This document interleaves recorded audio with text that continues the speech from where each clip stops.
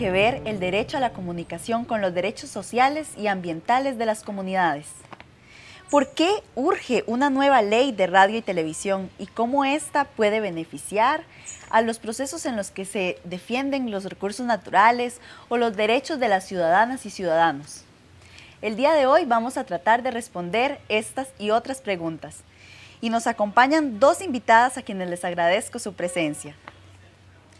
El día de hoy nos acompaña Catalina Montenegro, quien es parte de la Comisión por el Derecho a la Comunicación y Libertad de Expresión del Consejo Nacional de Rectores y coordinadora del programa radiofónico Onda UNED de la Universidad Estatal a Distancia. ¿Qué tal, Catalina? ¿Qué tal, Génesis? Gracias por la invitación. Gracias a usted por acompañarnos. Y también nos acompaña Adriana Naranjo, quien trabaja también en el tema de la democratización de la comunicación en el Centro de Comunicación Voces Nuestras. Además hace comunicación en redes sociales y forma parte de la red de medios e iniciativas de comunicación alternativa que, como veremos más adelante, está promoviendo una nueva ley de radio y televisión. ¿Qué tal, Adriana? ¿Cómo está? Pura vida. Muy bien, gracias a las dos por acompañarnos. Gracias a ustedes por el espacio. Y gracias también a ustedes que nos sintonizan allá en casa. De momento vamos a hacer una breve pausa y cuando volvamos vamos a desmenuzar de qué se trata esta nueva ley de radio y televisión. Siga con nosotros en Era Verde.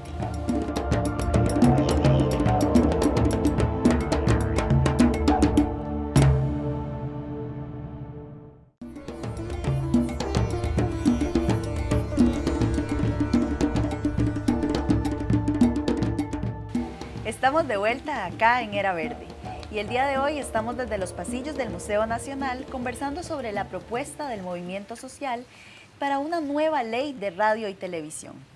Catalina, para entender el ABC de este asunto y entender de qué se trata, explíquenos por qué consideran ustedes que es importante y urgente que se apruebe una nueva ley de radio y televisión en el país.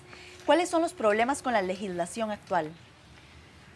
Bien, a pesar de que las frecuencias de radio y televisión son un bien escaso, son un bien estratégico para la difusión de la cultura, de la identidad, de la información y que tienen que ver con el derecho a la comunicación, que es un derecho humano, que tienen que ver con la libertad de expresión.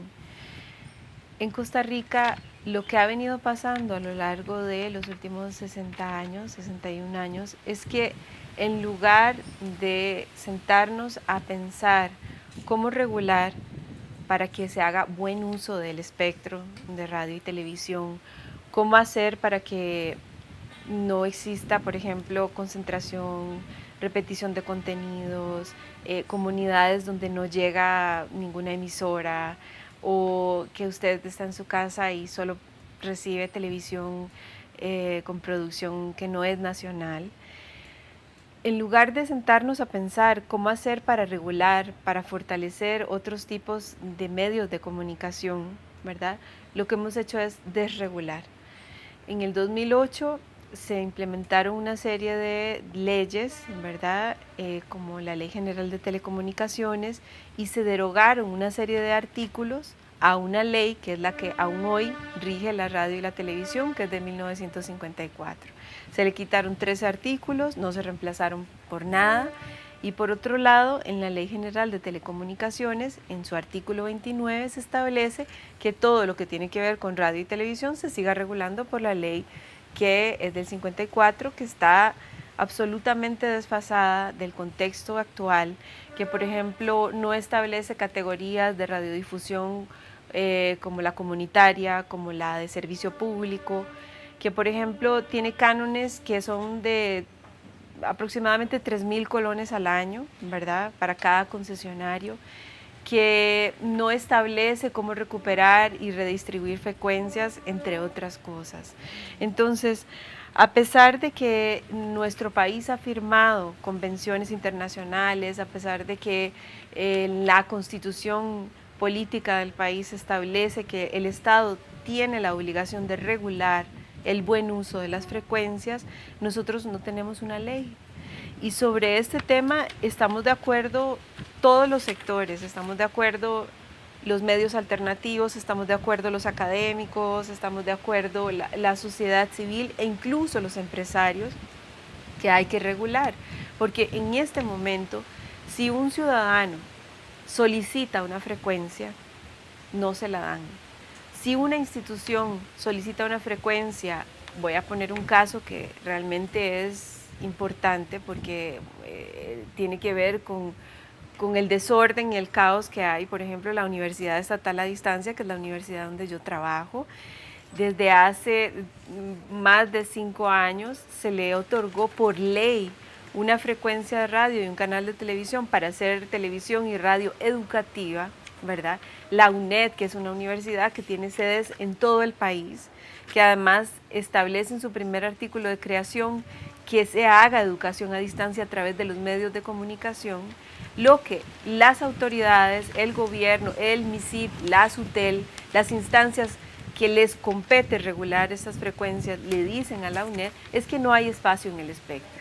Y si uno se va a un centro universitario, por ejemplo, en Los Chiles o en Talamanca, y empieza a pasar el radio, a ver qué emisoras logra captar, capta 4, 3, y tenemos espacio en AM y FM para 102. Entonces uno dice, ¿cómo es posible que no le den a la UNED una frecuencia teniendo comunidades en todo el país donde se recibe poquísima información y donde hay poquísimas frecuencias o emisoras que transmiten y llegan a esas comunidades?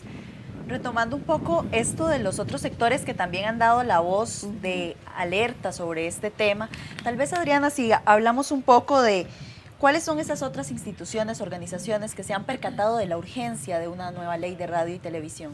Claro.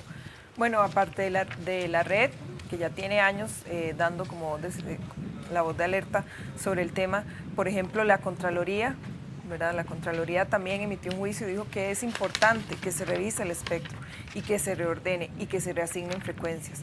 La Contraloría, por ejemplo, le pidió al Poder Ejecutivo que necesitaba redactar una ley, ¿verdad? Ni siquiera es como actualizar o revisar la ley que decía Cata de 1954, hay que redactar una nueva ley. Y en ese sentido le pidió al Poder Ejecutivo que para julio del 2014 tenía que haber un proyecto redactado. Así urgentes estaban las cosas. El Colper también se ha pronunciado en ese sentido, las universidades públicas, la misma SUTEL. La SUTEL empezó a hacer investigaciones, ¿verdad?, respecto a los dueños de las frecuencias, técnicamente cómo están resolviendo ellos la cobertura en el país, cómo se están manejando. Y el año pasado publicó 2 informes, en febrero y en abril, de radio y televisión. Y en realidad los datos son más preocupantes de lo que nosotros creíamos, en el sentido de que hay concentración de frecuencias, ¿verdad? Hay pocas empresas que tienen muchas frecuencias y son empresas comerciales. Hay subutilización del espectro, ¿verdad? La mitad de lo que se transmite en AM, en radio AM, es repetición de FM. Entonces, como decía Cata, si un ciudadano va y pide una frecuencia, le van a decir que no, una comunidad o una organización, pero el espectro está siendo subutilizado, ¿verdad? También hay inequidad geográfica. El 85% de lo que se transmite para todo el país son contenidos y temas que tienen que ver estrictamente con San José. Entonces, en realidad, al final, la radiodifusión no es una cuestión de interés público, se está manejando como un negocio privado. Y eso no lo dice solo la red, eso está ahora en los informes que publicó la SUTEL el año pasado. Y tomando en cuenta precisamente estos problemas con el acceso a la radio y la televisión, conocemos de casos en el que radioemisoras locales, rurales, han sido cerradas por la SUTEL. Tal vez, Catalina, si nos cuenta un poco de esta situación. Bien, cuando uno parte del derecho que tiene la ciudadanía a recibir información y la necesidad que tienen las comunidades de emitirla, uno hace una mirada distinta sobre el lugar de la radiodifusión. Por ejemplo, si nosotros no tenemos una legislación donde se regule cómo usar el espectro en situaciones de desastre, por ejemplo, en situaciones de emergencia nacional o de emergencia en una comunidad porque hay un terremoto, porque hay una situación particular, o por ejemplo cuando hay dengue o alguna enfermedad y hay una necesidad de un medio de comunicación. Y los medios de comunicación, como decía Adriana, transmiten y producen sus contenidos desde San José y no hablan a las comunidades o no abren espacios para que las comunidades se comuniquen. Lo natural, digamos, o lo que tiende a ocurrir es que en esas comunidades donde más se necesita surjan algunas iniciativas, digamos, al margen de la ley, donde personas ponen transmisores, empiezan a transmitir para una cosa u otra. Desde nuestro punto de vista, esto no debería ocurrir. Por lo tanto, tiene que existir una legislación que regule y posibilite que las comunidades de forma lícita, legal, tengan acceso a poder producir contenido, a poder participar, a poder llamar y dar información pertinente, y no solo las comunidades, sino también toda la institucionalidad nacional referida a la educación, a la salud, a la cultura y a otros temas que tienen que ver con derechos humanos. Entonces, si nosotros no tenemos una ley que establezca responsabilidades para los diferentes tipos de radiodifusores o de productores de televisión, donde tengan espacios obligatorios, digamos, para transmitir información que sea de interés nacional, para transmitir información que tenga que ver con la realidad de las comunidades, van a seguir ocurriendo, digamos, grupos o personas que cuelguen sus antenas y transmitan de forma pirata. Pero hay que entender que estos hechos no están aislados de un país donde no hay legislación y donde no se regula otro tipo de radiodifusión que no sea la comercial. Recordemos que Costa Rica, junto con Panamá, son los únicos países en la región que no tienen emisoras comunitarias establecidas por ley. Y la gente dice, bueno, pero existe el ISER. Sí, existe el ISER, que es el Sistema Nacional de Enseñanza Radiofónica, ¿verdad? Que el ISER tiene 2 frecuencias, de esas 102 en total, que las utiliza. Este es un buen ejemplo de lo que nosotros quisiéramos, digamos, regular en lo que está regulado en la ley que estamos proponiendo, y es compartir frecuencias por comunidades. Es decir, si la 88.1 es del ISER, en la comunidad de Avangares transmite para la comunidad de Avangares en esa frecuencia, en la comunidad de Alajuelita transmite en esa frecuencia para la comunidad de Alajuelita, y se comparten frecuencias. Lo que pasa es que la legislación actual no permite ese tipo, digamos, de buena utilización del espectro. ¿Por qué? Porque yo tengo una concesión, es para todo el país, no cumplo, y eso salió en los informes de la SUTEL de febrero del año pasado. Más del 90% de los concesionarios no cumple con su obligación de territorialidad, es decir, tienen un derecho para usar las frecuencias en todo el país y transmiten solo en el gran área metropolitana, dejando un montón de comunidades sin información y sin acceso a la información. Sí, precisamente siguiendo esta misma línea tenemos el problema de la concentración de muchos medios.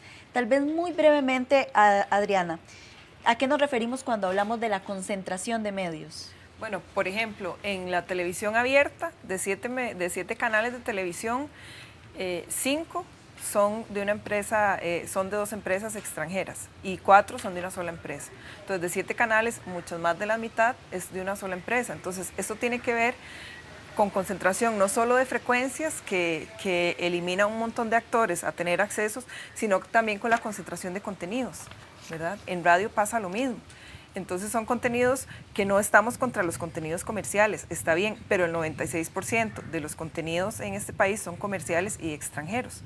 Entonces ahí hablamos de concentración, no hay voces, no hay opiniones diferentes, ¿verdad? Está concentrado no solo técnicamente las frecuencias, por decirlo así, sino también hay un monopolio de que solo es una voz, la voz de los empresarios. Los ciudadanos no van a tener acceso, ¿verdad? Llegar a los medios y decir, vea, yo opino diferente, mire, hay que hacer un debate sobre esto, mire, me gustaría que me informaran en mi comunidad sobre otra cosa, ¿verdad? Entonces hay concentración técnica y también hay concentración ideológica, y deja por fuera un montón de actores sociales y un montón de temas, como mencionaba Catalina, la educación, la cultura, ¿verdad? Los temas comunitarios. Bueno, y precisamente en el siguiente bloque vamos a profundizar más sobre la urgencia de democratizar la comunicación en nuestro país. Siga con nosotros acá en Era Verde.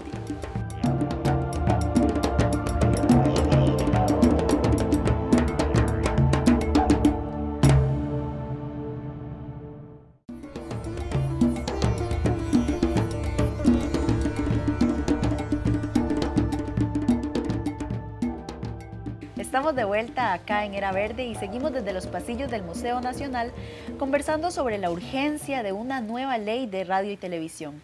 Y precisamente en este bloque queremos profundizar un poco más sobre de qué se trata esta nueva ley, esta propuesta que tiene el movimiento social de nuestro país.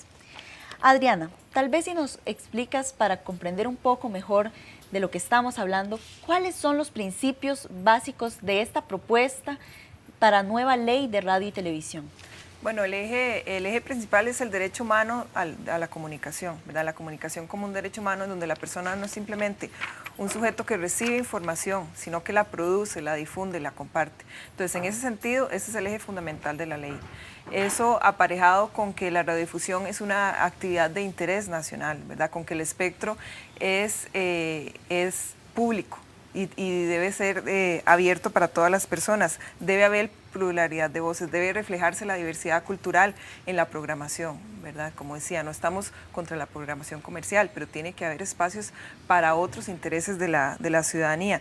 También una promoción de la producción nacional, eso es urgente en este país. Un fortalecimiento de los medios públicos también, ¿verdad? Que el Estado tenga medios para poder difundir y para poder hacer debate de ideas, que no le tenga que pagar miles de millones de colones al año a estas empresas.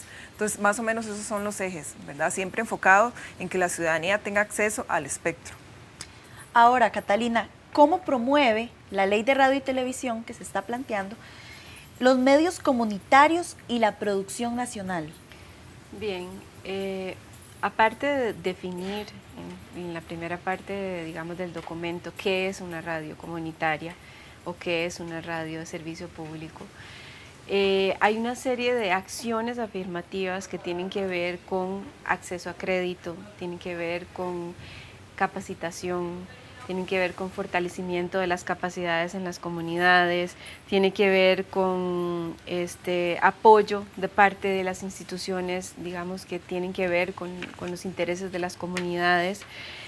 Y también se contempla el financiamiento a partir de uno de los rubros del concepto de pago de cánones, es decir, que de lo que todas las personas que tienen concesiones o instancias que tienen concesiones, lo que se recauda se reparte para el funcionamiento del MISIT y la SUTEL, para las emisoras comunitarias, pero nosotros, muy importante, partimos de un principio que tiene que ver con la reserva del espectro para diversos fines.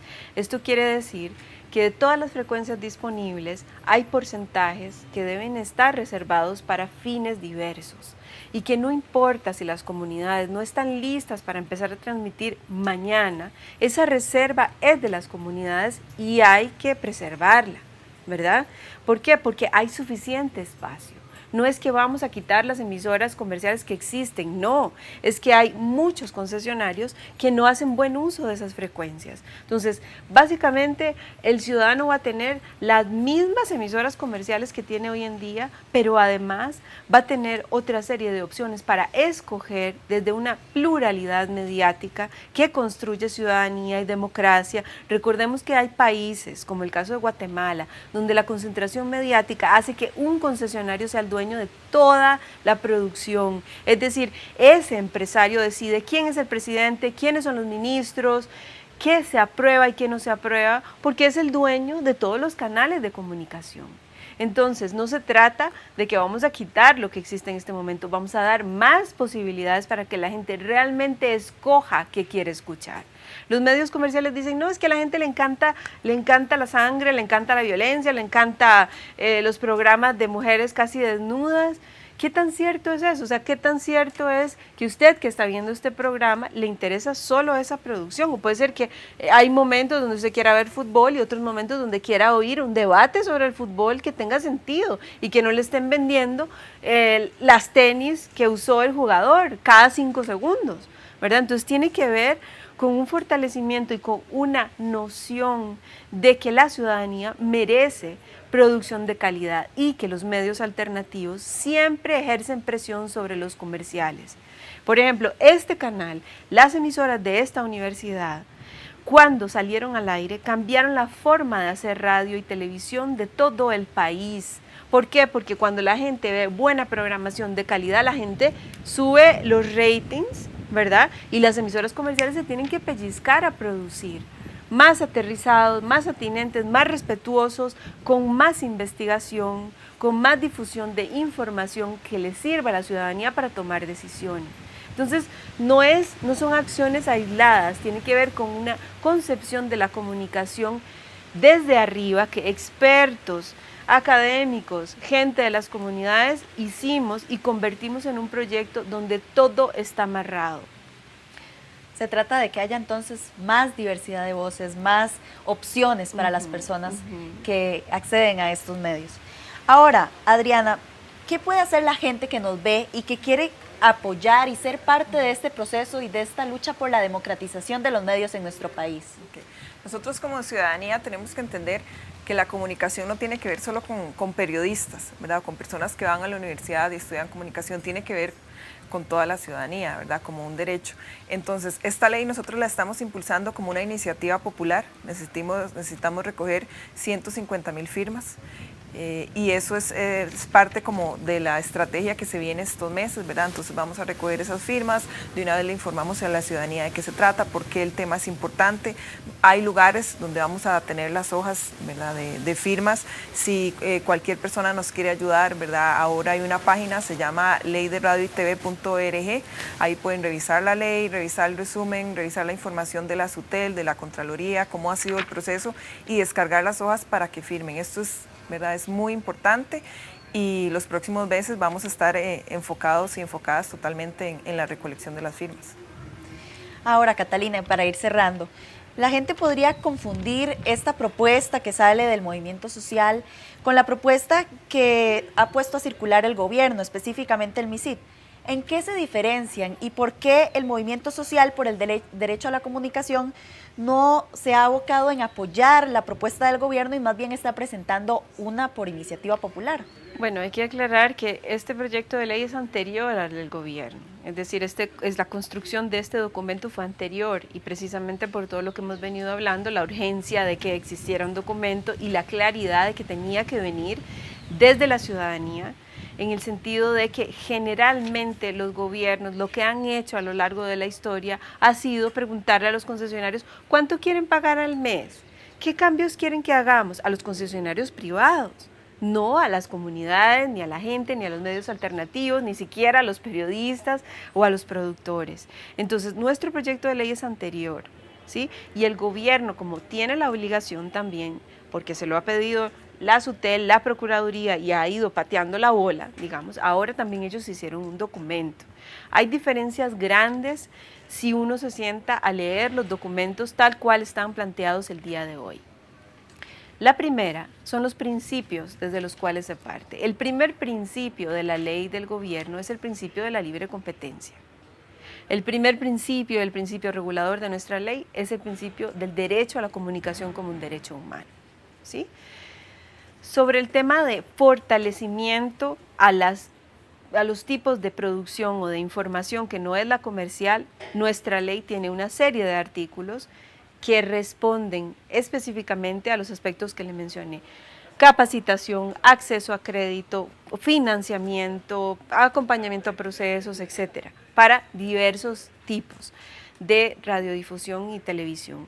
También, por ejemplo, nuestro documento establece un Consejo Nacional de Radiodifusión, donde se tomarán las decisiones, que es una instancia independiente que además no puede solo responder a lo que el gobierno de turno quiere o a lo que los concesionarios, sino a lo que la ciudadanía necesita para establecer mecanismos para recuperar y otorgar permisos para uso de concesiones, para renovar licencias y demás.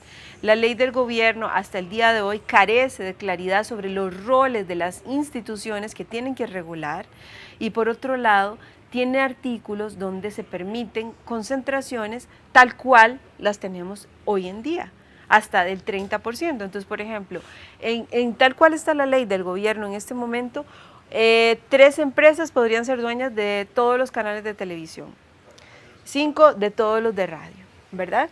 Entonces, para nosotros, el tema de la concentración tiene que estar claramente definido, tiene que haber sanciones, tiene que haber regulación y tiene que haber un Estado que diga, no, a nosotros nos compete, nos toca y tenemos la obligación de regular y que regule, digamos, y que tenga una ley que le permita regular a favor de la ciudadanía. Por otro lado, hay aspectos relacionados con la producción nacional, el contenido nacional, la música nacional, que nuestra ley lo tiene regulado, que tiene que ver con una noción de que fortaleciendo la producción nacional de calidad, atinada, aterrizada a la ciudadanía, con investigación, con recursos y demás, la producción nacional, la cultura, la industria de la música nacional se va a fortalecer. Eso también es otra diferencia. Hay muchas diferencias, pero sobre todo el punto de partida, ¿verdad? ¿Para quién es la ley? ¿Qué es lo que la ley va a regular? ¿Y qué tanto mecanismo e instrumento le va a dar al gobierno para tomar decisiones y acciones? La ley del gobierno, la propuesta del gobierno, tiene una serie de aspectos que los deja para que se decidan vía reglamento. Por ejemplo, ¿a quién se le da una concesión? Yo le preguntaba a la gente del gobierno, bueno, ¿y si ustedes liberan una frecuencia, a quién se la van a dar? ¿A un empresario que pague mucho? ¿O a una comunidad que no tenga información? ¿O a la UNED, que tiene una ley que le otorgó, digamos, una frecuencia de radio y un canal de televisión? ¿Cuáles son los criterios para otorgar las frecuencias que se liberen o que estén siendo mal utilizadas? ¿Cómo se va a fortalecer otro tipo de producción? Ellos decían, bueno, nosotros vamos a fortalecer de la siguiente manera. Los equipos que le quitemos a la gente que no esté operando de manera regular, se los vamos a dar a las comunidades. Eso no es una acción afirmativa, ni coherente, ni responsable, ni se refleja en un documento, digamos, de cómo se va a establecer todo un sistema nacional de producción comunitaria y de servicio público. Bueno, como lo tienen legislaciones a nivel mundial, en Inglaterra, en Estados Unidos, en Sudáfrica, en Argentina, en Uruguay, en la mayoría de los países, aunque sean países liberales que tienen legislaciones que realmente responden a compromisos que el Estado tiene, que el gobierno tiene, que necesita mecanismos para poder cumplirlos, y por eso tiene que haber un proyecto de ley que contemple todas estas aristas. Bueno, y se nos fue rapidísimo el tiempo, nos quedaron muchas preguntas, pero tal vez si repites el sitio donde pueden las personas obtener más información. Es leyderadioytv.org. Ahí están los documentos para revisar, las hojas para descargar, para firmar, cómo hacer la campaña de comunicación en todo el país y cómo la ciudadanía en realidad puede defender su derecho a la comunicación. Bueno, y agradecemos profundamente a nuestras invitadas por compartirnos esta propuesta que, si se convierte en ley, definitivamente va a generar mejores condiciones para que haya más diversidad de voces en los medios. De momento nos despedimos aquí del programa. Siga con más de la programación de Canal UCR, donde hacemos televisión con sentido.